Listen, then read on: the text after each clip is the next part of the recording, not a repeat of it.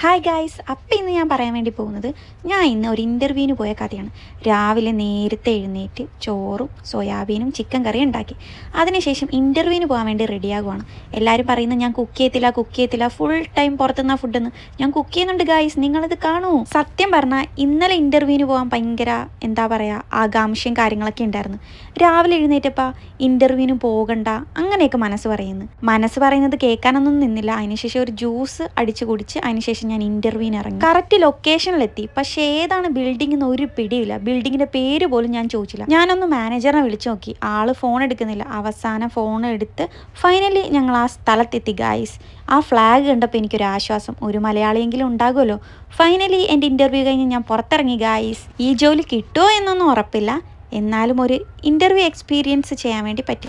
അങ്ങനെ ഞാൻ തിരിച്ച് റൂമിൽ പോവുക. റൂമിൽ ചെന്ന് വീട്ടിൽ വിളിച്ച് വിശേഷങ്ങളൊക്കെ പറഞ്ഞ് അടുത്തൊരു വീഡിയോ ആയിട്ട് വരുന്നവരെ ബൈ ബൈ.